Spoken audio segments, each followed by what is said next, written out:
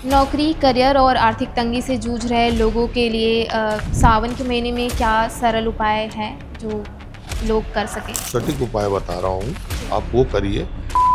क्या कर्ज से मुक्ति पाने के लिए और धन संबंधी परेशानियों के लिए शिव पूजा विशेष फलदायी मानी जाती है? बिल्कुल है। विवाह में देरी या बाधा आने पर शिव जी की पूजा कैसे करें सावन में? शादीशुदा दंपत्ति के लिए सुखी जीवन के लिए उनको क्या साधना करनी चाहिए? नेगेटिव एनर्जी है। बाहर तो अच्छे रहते हैं, घर में मियाँ बीवी लड़ाई कर रहे हैं, हुँ, हुँ। अब उससे बच्चे पे इफेक्ट पड़ रहा है। काल सर्प दोष और राहु केतु, शनि दोष, पितृ दोष ये सारे दूर हो सकते हैं शिव पूजा से। जलाभिषेक का सही तरीका क्या है? जल अभिषेक का सबसे सर्वोत्कृष्ट जो तरीका है वो जी। ये है कि सवेरे आप स्नान ध्यान कीजिए। हुँ। स्नान ध्यान करके साफ सुथरा कपड़ा पहनिए और पहन के आप जल में या तो गंगा जल से करें या जल में 2 बूंद गंगा जल डाल लें, और नहीं हो तो खाली जल भी डाल लें, बेलपत्र डाल लें, और बेलपत्र भी नहीं हो तो खाली जल डाल के अपना नाम, अपने पिता का नाम, अपना गोत्र, स्थान और किस कार्य के लिए जल अभिषेक कर रहे हैं उसको करें, और उसमें ओम नमः शिवाय, ओम नमः शिवाय, ओम नमः शिवाय धारा प्रवाह आप डालें, आपको उसका फल प्राप्त होगा। ये उसके तरीके हैं। जी। शिवलिंग पर कौन-कौन सी चीज़ें चढ़ानी चाहिए और कौन-कौन सी बिल्कुल, चीज़ों से बचनी चाहिए? बिल्कुल। शिवलिंग पे आप कुछ भी चढ़ा सकते हो, सिर्फ 2 फूल नहीं चढ़ाते, एक चंपा का फूल और एक केकती का फूल। ये अच्छा। श्रापित है, और इसको चढ़ाने से आपने ये समझो कि जितना भी पुण्य किया है वो खत्म हो जाएगा। ये शिव पुराण में वर्णन है इसका। हुँ। 2 फूल, चंपा और केकती, इसके फूल को शिव जी में वर नहीं चढ़ेगा, बाकी सब भगवान में चढ़ता है वो, ये अच्छा। शिव में वर्जित है। और बाकी शिव जी में आप बेलपत्र चढ़ाइए, गुलाब फूल चढ़ाइए, चमेली चढ़ाइए, आप रजनीगंधा चढ़ाइए, आप सफ़ेद फूल चढ़ाइए, कोई दिक्कत। श्रापित क्यों माना जाता है ये दोनों फूल को चंपा अब और इसके केतकी? लिए बहुत लंबा समय लग अच्छा, जाएगा। ठीक हाँ, है। फिर ठीक वो है। एक वो कथा है हाँ, कि वो श्रापित किया, उसके लिए लंबा समय लग ठीक है। जाएगा। बेलपत्र का क्या महत्व है? बेलपत्र, देखिए क्या है, बेलपत्र बेसिक हमारे शास्त्रों में वर्णन है हाँ। कि मूल है। सनातन धर्म का जो बेल का जो पेड़ है वो मूल है। अब चूंकि वो मूल है तो हमारे शास्त्रों में वर्णन है कि आप अगर बेल के जड़ में घी का दीपक जला दिए हुँ। तो आपको ब्रह्मा विष्णु महेश तीनों का आशीर्वाद मिल जाएगा। और जो बेल पत्र है वो 3 जो पत्तियां हैं उसमें एक में भगवान विष्णु, एक में भगवान ब्रह्मा और हुँ। एक में भगवान देव को देव महादेव विराजमान होते हैं। तो वो आप चढ़ाने से शिव जी को लगता है ओम नमः शिवाय, ओम नमः शिवाय कि सारा चीज तीनों देव की प्राप्ति हो गई। ये उसका महत्व है। शिवलिंग पर दूध चढ़ाने का क्या महत्व है और जलाभिषेक सबसे ज़्यादा महत्वपूर्ण है या दुग्धाभिषेक? देखिए शिव जी को तो सबसे प्रिय जल है, जी। सबसे प्रिय जल है, क्योंकि मैंने आपको बताया था कि जो समुद्र मंथन हुआ और जो हलाहल में जो विष पिए जी। तो जो गर्मी थी शरीर में, हुँ। तो गंगा जल से ही शांति हुई उनकी। जी। अब दूध का अभिषेक का कारण दूसरा है। दूध का जब आप अभिषेक करते हैं तो ये समझिए कि आप धन की प्राप्ति के लिए करते हैं। दूध का अभिषेक जो है वो हुँ। जन की प्राप्ति के लिए करते हैं। और दूध का जो अभिषेक बोले तो परशुराम जी का लड़ाई उसी के कारण हुआ था। आप याद करिए कि जो गाय कामधेनु थी जो शिव जी को दूध चढ़ाती थी, जी, उसका जी। शास्त्र में वर्णन है। जी। तो शिव जी को वो स्वयं खड़े होके उसके दूध जाता था, तो उसका तो महिमा अपार है। दूध को श्रेष्ठ माना जाता है। बच्चे भी पीते हैं दूध। देखो माँ अपना स्तन से दूध पिलाती है, नहीं हो तो फिर गाय का दूध प्रमोट करते हैं कि गाय का दूध आप पिलाइए। और बच्चा उसको पी के स्वस्थ और मस्त रहता है। जी। तो वो गाय का जो दूध है उसको गंगा जल के बाद बहुत पवित्र माना जाता है। भाई उससे घी निकलता है, उससे अभिषेक होता है, उससे हमारी आने वाली जो जनरेशन है वो तैयार होती है। तो उसकी महिमा ही अपार है। क्या घर पे शिवलिंग रखना शुभ माना जाता है? देखिए, आजकल को जो ट्रेंड चला है कि गार्डन में शिव जी रख देते हैं, जी। एक्वेरियम में शिव जी रख दे, ऐसा नहीं रखना चाहिए। हुँ। शिव घर में रखना चाहिए। घर में शिव जी की प्रतिमा, गणेश जी की प्रतिमा, हुँ। भगवान राम की या मातेश्वरी आदि मातेश्वरी की प्रतिमा रख सकते हैं। हुँ। क्योंकि शिवलिंग आप 8 अंगुल से 12 अंगुल से छोटा, इतना बड़ा, ये आप घर में रख सकते हैं। उससे बड़ा शिवलिंग आपको नहीं रखना चाहिए। तो ऐसे ब्लैक कलर का शिवलिंग रखना चाहिए या नहीं, या नहीं, वो सिर्फ़ व्हाइट? आपकी श्रद्धा के ऊपर। देखिए, आप पारे का शिवलिंग भी रखते हैं लोग, हुँ। आपके उसका स्फटिक का भी शिवलिंग रखते हैं लोग, हुँ। संगमरमर का शिवलिंग रखते हैं लोग, हुँ। पत्थर का शिवलिंग रखते हैं लोग। वो अपनी आस्था के ऊपर है और सबका अलग अलग महिमा है। पारा शिवलिंग धन के लिए है, तो पारे का स्फटिक का जो शिवलिंग है वो धन के लिए है, पारे का जो शिवलिंग है वो आपका संतान प्राप्ति के लिए है, आपका पत्थर का शिवलिंग है वो धन प्राप्ति के लिए है, आपके संगमरमर का शिवलिंग है वो जन प्राप्ति के लिए। तो सब अलग अलग आस्था है। शिव एक ही है। मैंने आपको बोला अंगूठी को भी आप शिव बना सकते हैं। तो देव के देव महादेव हैं, उसके कई रूप हैं, हुँ। है ना। अब लोग तो फूल के भी शिवलिंग बना देते हैं, काजू के शिवलिंग बना देते हैं, जी। रुद्राक्ष के शिवलिंग बना देते हैं। हाँ। वो शिव जी के आंसू हैं रुद्राक्ष तो। अच्छा। हाँ, और रुद्राक्ष के माला से ही शिव के मंत्र का जाप करना चाहिए 108 बार। ओम नमः शिवाय, ओम नमः शिवाय, ओम नमः शिवाय, ओम नमः शिवाय। तो ज़्यादा फलित है वो रुद्राक्ष का। रुद्राक्ष अलग-अलग समस्याओं के लिए अलग-अलग टाइप का रुद्राक्ष बिल्कुल। पहनना चाहिए क्या? रुद्राक्ष एक मुखी से 14 मुखी तक के होता हुँ। है ना। लेकिन सर्वश्रेष्ठ पंचमुखी है। एक मुखी बहुत कम मिलता है, 2 मुखी शिव पार्वती के लिए हो गया। लेकिन वो जो 12 3 मुखी 4 मुखी हो तो ओरिजिनल आ नहीं रहा है। मुख्यतः पंचमुखी जो रुद्राक्ष है वो ज़्यादा आता है, हुँ। वो बिरले हैं और वो डुप्लीकेट आ रहे हैं। हुँ। तो मैं तो लोगों को यही कहूँगा कि आप पंचमुखी जो रुद्राक्ष है उसको धारण करें। और अगर गंगा जल नहीं है तो आप रुद्राक्ष को गिलास में डाल दीजिए रात भर, हुँ। और सवेरे उसके पानी से अभिषेक करेंगे तो भी उतना ही फल की प्राप्ति होगी। अगर आप बीमार हैं हुँ। और ओरिजिनल पंचमुखी शिव जी है, वो रुद्राक्ष है शिव का, तो आप उसको पानी में डाल दीजिए, उसको आप पिएंगे तो आप स्वस्थ हो जाएंगे। ये उसकी महिमा। रुद्राक्ष आजकल नकली भी आ रहा है। नकली ही आ रहा है। तो हाँ, नकली ही आ रहा है। तो उसको कैसे पता करना चाहिए कि वो कौन-सा असली है? उसका रुद्राक्ष का एक्सरा होता है, उसमें बीज रहता है। अच्छा। हाँ, तो आप जब पंचमुखी ओरिजिनल रुद्राक्ष लेंगे और एक्सरा कराएंगे तो उसके अंदर बीज दिखेगा, तो ओरिजिनल है। अब सब कोई ये एक्स-रे तो नहीं कराएँगे, तो उसके नहीं, लिए जानने एक्सरा का सही आजकल तरीका? देखिए, नहीं एक्सरा आजकल इजी हो गया, पहले नहीं था इतना, अभी आजकल नहीं है। भाई जैसे दांत का हो जाता है ना, उसी तरह उसका हो जाता है।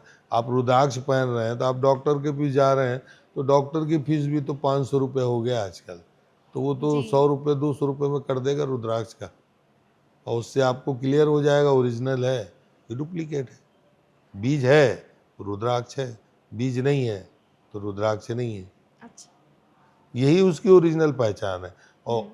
बहुत मात्रा में पंचमुखी होता है, एक मुखी, दो मुखी, तीन मुखी, 6 मुखी, 7 मुखी, 8 मुखी, 9, सबका अलग अलग कार्य है और बहुत लंबा समय लग जाएगा उसमें। हुँ। लेकिन वो टोटल 5 मुखी को ही वो एक्सपेरिमेंट करके आपको दे देते हैं। अच्छा। ज़्यादातर ओरिजिनल 5 मुखी ही रुद्राक्ष मिले। पार्थिव शिवलिंग कब बनाना चाहिए और पार्थिव शिवलिंग बनाने का तरीका क्या है, सही तरीका?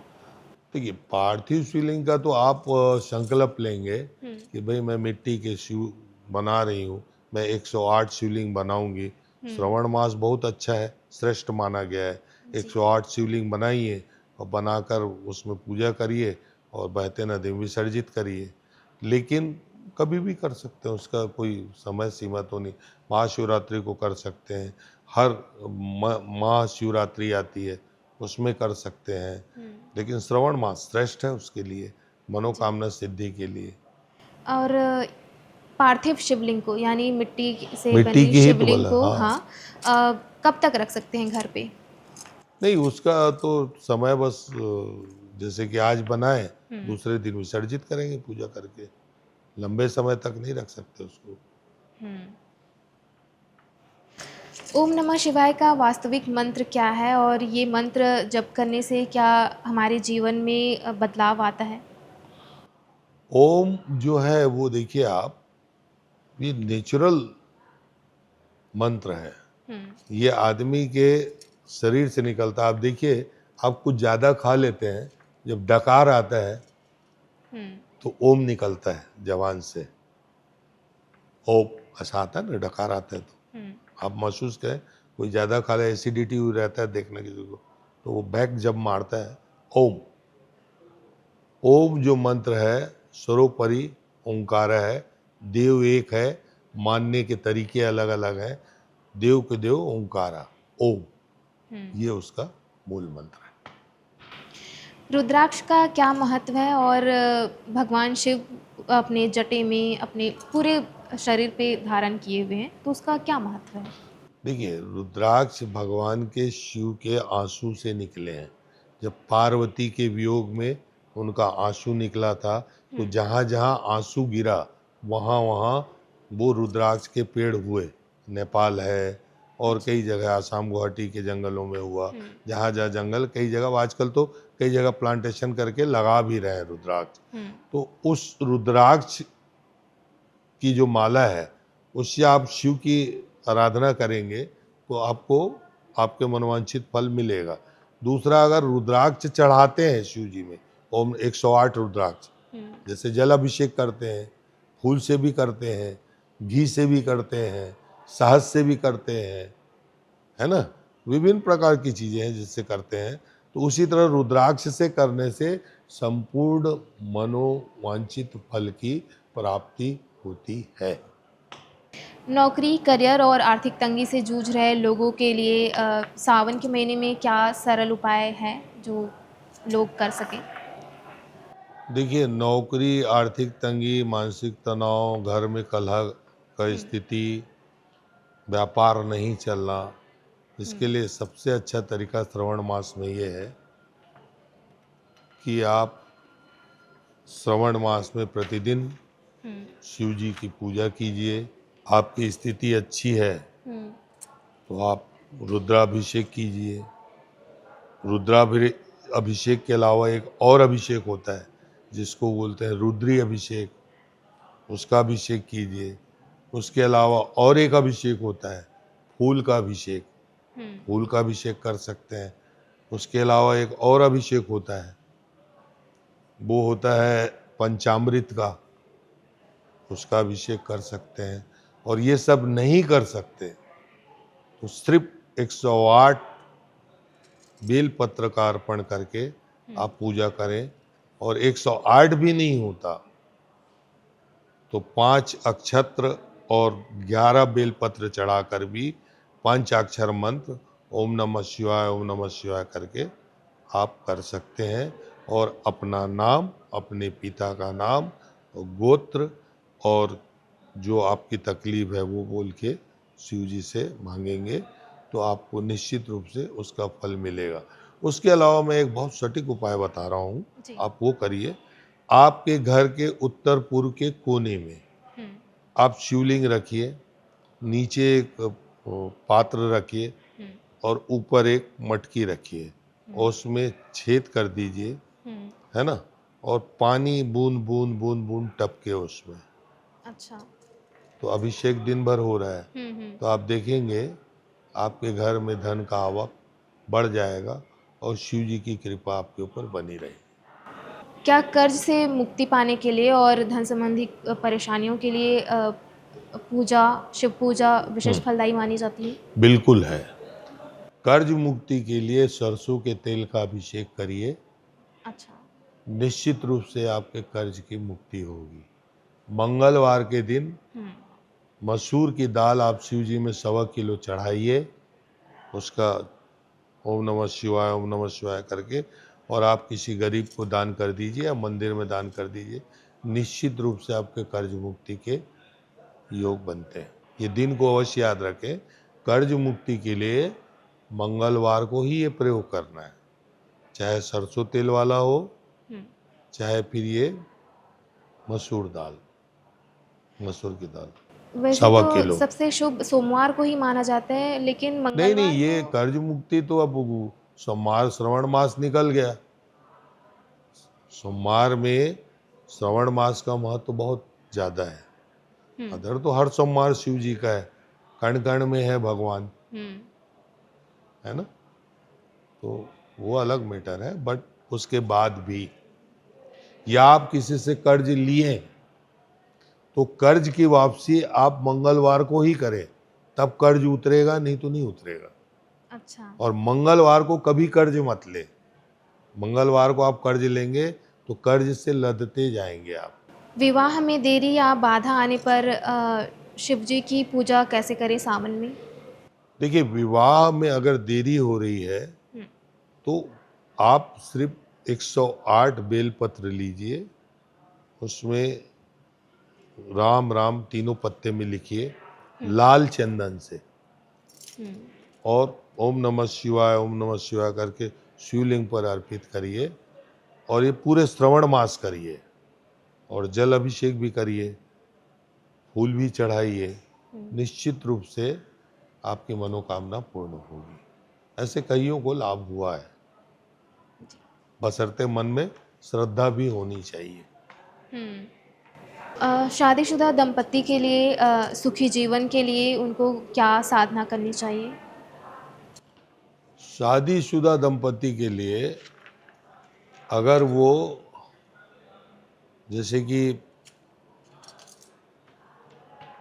दोनों पति पत्नी शिव की पूजा करें तो जीवन बहुत श्रेष्ठ रहेगा। एक तो ये तरीका है।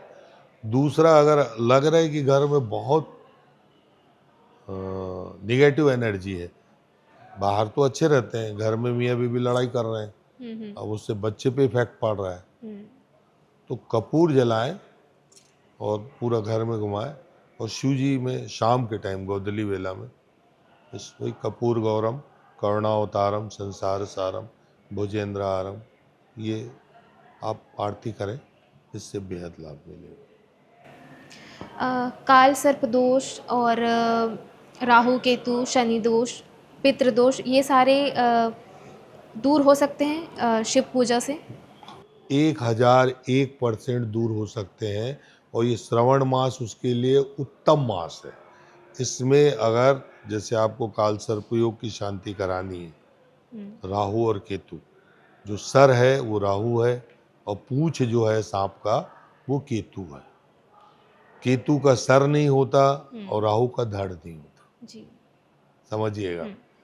तो इसकी शांति दो ही जगह होती है, एक तो नासिक में होता है जी। और दूसरा होता है उज्जैन में। देव के देव महादेव महाकाल जो है वहाँ होता है, और दूसरा नासिक में ब्रह्मा विष्णु महेश तीनों का वो है, वहाँ होता है, कावेरी नदी के किनारे है। तो यहाँ आप कर सकते हैं। उसके अलावा अगर आप दोनों जगह नहीं जा सकते, अब आजकल तो नए नए नियम बन गए कि लोग अपने नदी के किनारे शिव जी की मंदिर बना लिए हैं और बोलते हैं भाई हम काल सर्प की शांति करवा देंगे, जबकि शास्त्र में इसका वर्णन नहीं है। तो आप क्या करें, इसका बहुत सरल और सटीक बता रहा हूं मैं आपको। जी। मोर पंख जो है उसको काट कर गले में, पहले उसको काट लीजिए, काट के एक ताबीज में डाल दीजिए और अपना नाम, अपने पिता का नाम और गोत्र और ओम नमः शिवाय, ओम नमः शिवाय, ओम नमः शिवाय शिव जी में अर्पित करिए। और अर्पित करने के बाद आप उसको आप गले में धारण कर लीजिए। आप देखेंगे कि आपका काल सर्प दोष कम हो जाएगा। और या नहीं तो कार्तिकेय का वाहन मोर है, तो कार्तिकेय की फोटो लाइए और उसकी पूजा करिए, तो भी काल सर्प, वो शाम, डेली शाम को 6 बजे अगरबत्ती, उसमें घी का दीपक जलाना है। शाम को 6 बजे, 6 और 7 बजे के बीच में गाय के घी का दिया जलाएंगे तो भी काल सर्प दोष का निवारण कहा गया है। ये दोनों ग्रह छाया ग्रह है ना, एथेंटिक ग्रह थोड़ी ना है, छाया है ना भाई जी। दूसरा, अगर फिर भी आपको काल सर्प या घर में अशांति का वातावरण है और आपको ऐसा लगता है कोई विद्वान ज्योतिष या विद्वान पंडित ने आपको बोला भाई ये सब काल सर्प दोष के कारण हो रहा है, तो आप एक वो लाइए, कृष्ण जी जो उसके ऊपर, काली नाग के ऊपर जो नृत्य कर रहे हैं उसकी फोटो लाइए और उत्तर पूर्व के कोने में उस फोटो को रखिए, ठीक है ना। और नीचे शिवलिंग रहे, शिवलिंग नीचे रहे और आप रोज गोधूली बेला में दीपक जलाएं, आप देखेंगे काल सर्प दोष की मुक्ति हो जाएगी। क्या इस सावन कुछ राशियों को विशेष कृपा मिलने वाली है? जी, यह जो सावन है 2026 का, इस सावन में श्रवण मास में पेड़ को नहीं काटना चाहिए, पहली बात तो ये। और अगर आप पेड़ लगाते हैं श्रवण मास में जी। तो आपको बहुत पुण्य का फल मिलेगा। जैसे कि मेष राशि वाले हैं उनको आम का पेड़ लगाना चाहिए। जैसे कि आपके वृषभ राशि वाले हैं उनको जामुन का पेड़ लगाना चाहिए। जैसे कि मिथुन राशि वाले हैं उनको आंवले का पेड़ लगाना चाहिए जी। जैसे कि आपके कर्क राशि वाले हैं उनको उसका आंवले का पेड़ या तो फिर इसका कटहल का पेड़ लगाना चाहिए। जैसे कि आपके सिंह राशि वाले हैं उनको आम का पेड़ लगाना चाहिए या फिर ये केले का पेड़ लगाना चाहिए या फिर आपका नारियल का पेड़ लगाना चाहिए। जैसे कि आपके कन्या राशि वाले हैं उनको तुलसी का पेड़, तुलसी का जो पौधा है वो लगाना चाहिए। जैसे कि आपके तुला राशि वाले हैं, तुला राशि वाले को जाम का पेड़ लगाना चाहिए। जैसे कि आपके वृश्चिक राशि वाले हैं उसको वो पेड़, लाल चंदन का पेड़ हो या तो फिर आप समझो बम्बूल का पेड़ हो या तो आपका कोई अच्छा वो फूल जो है मंदार का फूल, वो पेड़ लगा लें, उससे भी उनको लाभ मिलेगा। आपके धनु राशि वाले हैं उनको केले का पेड़ लगाना चाहिए। जैसे आपके धनु राशि के अलावा मकर राशि है, मकर राशि वाले को समीम का पेड़ लगाना चाहिए। आपके कुंभ राशि वाले उसको समीम का पेड़ लगाना चाहिए। मीन राशि वाले हैं केले का पेड़ लगाना चाहिए। तो पेड़ लगाने का अपना अलग महत्व है और इससे लाभ मिलता है, इसको करना चाहिए। शिवलिंग पर तुलसी चढ़ाना क्या वर्जित है और इसके पीछे क्या कारण है? शिवलिंग पर तुलसी चढ़ाना वर्जित है? हाँ, शिवलिंग पर तुलसी चढ़ाना वर्जित है। शिवलिंग पे आप दुर्वा चढ़ा सकते हो, दूबी चढ़ा सकते हो। तुलसी जो है वो भगवान लक्ष्मी नारायण को प्रिय है, विष्णु भगवान को प्रिय है। तुलसी ने अपना पूरा जीवन खपा दिया उसको प्राप्ति करने के लिए, और उसकी प्राप्ति नहीं हुई तो वो बोले कि आप की पूजा होगी कलयुग में, आप दवा के रूप में भी रहोगे और पूजा योग्य भी रहोगे। इसलिए शालिग्राम का विवाह तुलसी से होता है, जी। शिव जी से नहीं हुआ है। शिव जी सिर्फ एक ही से प्रेम करते हैं, आदि माता, सती माता या पार्वती माता, दूसरे से उनका विवाह नहीं हुआ। भगवान कृष्ण और शिव में यही फर्क है भाई। भगवान ज़्यादातर जब प्रेम की बात आती है तो लोग कृष्ण को याद करते हैं, जी। राधा कृष्ण, राधे राधे बोली बोलते हैं, लेकिन भगवान कृष्ण ने राधे को सखी बोला, मित्र बोला, उससे विवाह नहीं किया। विवाह किससे किया? जबकि प्रेम कहानियां बहुत है, प्रेम प्रसंग बहुत है, एक से एक कहानियां, एक से एक गीत है, ठीक है ना, लेकिन रुक्मणी से शादी किया उन्होंने। इसलिए शिव पार्वती से स्नेह करते, वो दोष लगता है, उसको नहीं चढ़ाना चाहिए। शिवलिंग पर चढ़ा हुआ बेलपत्र क्या दोबारा अर्पित किया जा सकता है? 1001% करना चाहिए। अगर आप कुछ नहीं लाए हो और आप गए वहाँ, तो उसी जो बेलपत्र चढ़ा है उसी को ही आप शिवलिंग पे चढ़ाओगे, उतने ही फल की प्राप्ति होगी आपको। और एक और आस्था बता रहा हूँ, ये जो लोग बोलते हैं कि शिवलिंग पे चढ़ा हुआ चीज को ग्रहण नहीं करना चाहिए, ऐसा बिल्कुल नहीं है। सावन के महीने में जो व्रत रखते हैं उन लोग कुछ कुछ चीज़ों को नहीं खाते हैं, जैसे प्याज, लहसुन और तामसिक भोजन तो करना ही नहीं चाहिए। तो इसका क्या कारण है? बता रहा हूँ, तामसी भोजन जब आप करोगे तो आपको भूख बहुत लगेगा, प्यास बहुत लगेगा, और आपकी जो सोच है वो तामसिक प्रवृत्ति की होगी। आप जब उपवास रहते हो तो आप ये चाहते हो काम, क्रोध और लोभ आपके मन में मत आए, और जब तामसिक चीज आप खाओगे तो आपके मन में वो भावना आएगी तो फिर वो आपका उपवास करना नहीं करना बेकार है। जी। इसलिए उसको वर्जित करो। खासकर जो विधवा महिला है उनको तो बिल्कुल मना किया जाता है कि तामसिक चीज बिल्कुल ही नहीं खाना चाहिए। तो तामसिक भोजन में क्या लहसुन, प्याज भी आता है? लहसुन प्याज आता है, लहसुन प्याज वर्जित है। क्या कारण है उसका? क्या तामसिक कारण है है? ना, मैं बताया ना, काम, काम है ना सेक्स, काम, क्रोध और लोभ, इसकी भावना आती है तामसिक चीज आप खाओगे तो। और आप जब उपवास रहते हो तो ये तीनों चीज आपके मन में नहीं आना, आप समर्पित कर रहे हो ना, आप किसी के लिए समर्पण कर रहे हो ना, भाई आज का भोजन मैं आपके लिए नहीं करूंगी, हे प्रभु मेरी मनोकामना को पूर्ण करें, तो जी। वर्जित है। दूसरा एक चीज और है कि अगर शिव जी से आपको अपने मनोकामना चाहिए, जो आप पूजा पाठ कर रहे हैं उसमें आपको मनोकामना, बोलते हैं ना भाई सब चढ़ा लिए तो भी कुछ नहीं हो रहा है, सब श्रवण मास निकल गए, 5 सोमवार होते, 4 होते, वो सब श्रवण मास निकल गए, 1 साल हो गया, 2 साल हो गए, तो उसका एक सटीक उपाय है जो मैं आपको बताने जा रहा हूँ।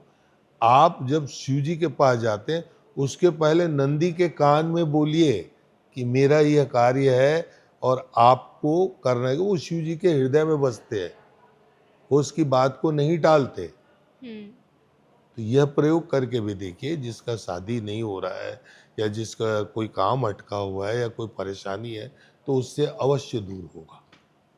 जी। यह भी एक प्रयोग है।